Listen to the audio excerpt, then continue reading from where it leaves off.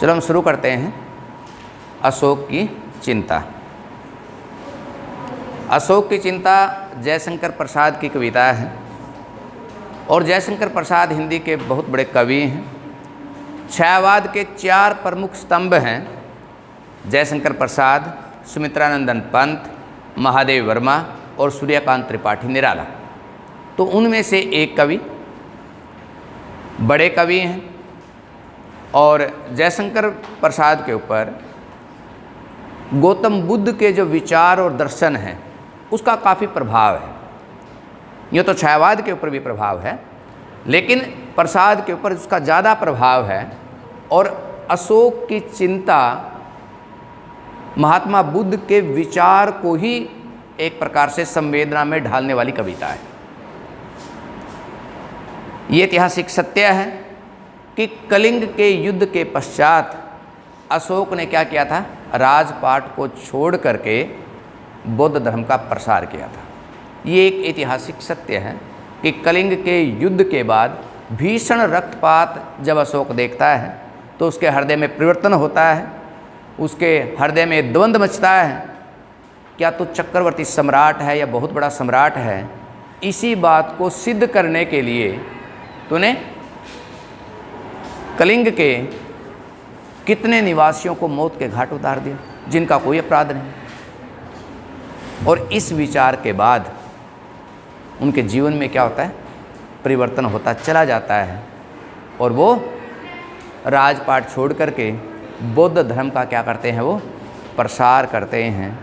बौद्ध धर्म की शिक्षाओं को क्या करते हैं, वो दूर दूर तक फैलाने का काम करते हैं। उन्होंने अपने बेटा और बेटी को श्रीलंका में बौद्ध धर्म का प्रसार करने के लिए भेजा और बौद्ध धर्म लगभग 7-8 शताब्दी तक भारत में बहुत ही बड़े स्तर पर फैला। मौर्य काल के बाद आप ये कहें कि धीरे धीरे जो है बौद्ध धर्म श्रीलंका, थाईलैंड, कोरिया, चीन, जापान, यहाँ तक आज आप देखेंगे कि बौद्ध धर्म बेशक भारत में पैदा हुआ, लेकिन भारत में वो उतने बड़े स्तर पर नहीं है जितना कि हम दुनिया में उसका फैलाव देखते हैं। और उसका मुख्य कारण क्या है कि कोई भी चीज़ तलवार के बल पे नहीं फैलती। तलवार के बल का अभिप्राय क्या है, हिंसा के बल पे नहीं फैल सकती। यदि उस विचार के अंदर कोई ऐसी बात छुपी हुई है जो मनुष्यता को रास्ता दिखा रही है, मनुष्यता उस विचार के माध्यम से फल फूल रही है, आने वाली पीढ़ियों का रास्ता आसान हो रहा है, तो वो विचार, वो धर्म क्या हो जाएगा, फैलता चला जाएगा। तो जो बौद्ध धर्म है उसका जो सबसे बड़ा वाक्य क्या है कि जीवन को किस तरह से जिया जाए, करुणा के माध्यम से, प्रेम के माध्यम से। महात्मा बुद्ध ये बतलाते हैं कि दुखों का कारण क्या है, तृष्णाएं, इच्छाएं। और ये उन्हें कब पता चला, जब वो एक बार अपना घर छोड़ करके, वो तो राजा के बेटे थे, अपनी पत्नी को और अपने बेटे राहुल को सोता हुआ छोड़ करके जंगलों में क्या करते हैं, ज्ञान प्राप्ति करने के लिए चले जाते हैं। जब वो जंगल में ज्ञान प्राप्ति करने के लिए जाते हैं और 12 वर्ष तक बैठ करके एक वट वृक्ष के नीचे वो साधना करते हैं, तो 12 साल तक उन्हें कुछ नहीं मिलता।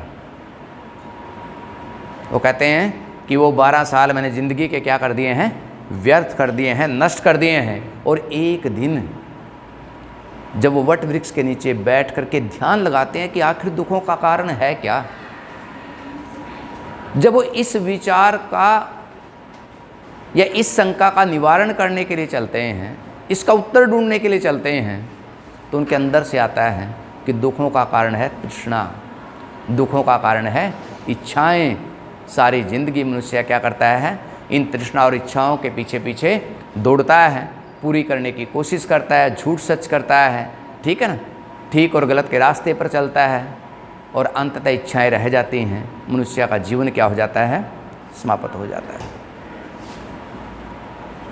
तो इस विचार, जब उनको ये ज्ञान प्राप्ति है, ये ज्ञान उनको प्राप्त हुआ, फिर इसका उन्होंने क्या किया? प्रसार किया, है ना। और प्रसार में क्या था उनका? बहुजन हिताय, बहुजन सुखाय, है ना। बहुत सारे लोगों का क्या हित और बहुत सारे लोगों का क्या सुख। इसके लिए वो क्या करते हैं? पूरे भारत में और ख़ास करके उत्तर भारत में क्या करते हैं? वो लंबी लंबी यात्राएं करते हैं। और बहुत सारे राजे महाराजे उस समय के उनके इस प्रभाव में आते हैं और इस बात की वो सहमति देते हैं कि हाँ, धर्म तो क्या है? दूसरे के जीवन में सुख की सृष्टि करना है ना। दूसरे की जान लेना धर्म नहीं है। यदि कोई धार्मिक व्यक्ति दूसरे की जान लेता है और कहता है कि मैंने अपने धर्म के लिए ऐसा किया, नहीं, वो सांप्रदायिक व्यक्ति है, वो धार्मिक व्यक्ति नहीं है। धर्म तो हमेशा किसका संदेश देता है? करुणा का देता है, प्रेम का देता है, स्नेह का देता है। और जब आप करुणा, प्रेम और स्नेह के माध्यम से जीवन जीते हो, फिर आपको शक्ति की ज़रूरत नहीं है, फिर आपको तलवार की ज़रूरत नहीं है, फिर आपको बल की ज़रूरत नहीं है, फिर परमाणु बम की भी ज़रूरत नहीं है। फिर आपका धर्म अपने आप फैलता चला जाता है। बौद्ध धर्म इसका बहुत ही शानदार उदाहरण है। तो बहुत बार लोग ऐसा बोलते हैं कि आप तलवार के बल पर किसी धर्म के लोगों को अपने धर्म में मिला लेंगे। नहीं, आप थोड़े दिन मिला लेंगे, उसके आने वाली पीढ़ियां फिर उसी धर्म में चली जाएंगी। तो ऐसा नहीं है। आप मुगल काल को देखो, उत्तर भारत में तो बहुत ज़्यादा मुगल काल रहा नहीं रहा। तो उत्तर भारत में सारे मुसलमान बन जाने चाहिए थे। यदि तलवार के बल पर हिंदुओं को मुसलमान बनाया जाता तो सारे बन जाने चाहिए थे, लेकिन नहीं बने। तो तलवार के बल पर आप धर्म परिवर्तन नहीं करवा सकते। धर्म तो बहुत ही अंदर तक मनुष्य के छुपा हुआ मसला है। यदि एक पीढ़ी ने कर भी लिया तो दूसरी पीढ़ी क्या हो जाएगी? तुरंत उसी धर्म में आ जाएगी। इतनी गहरी चीज़ है।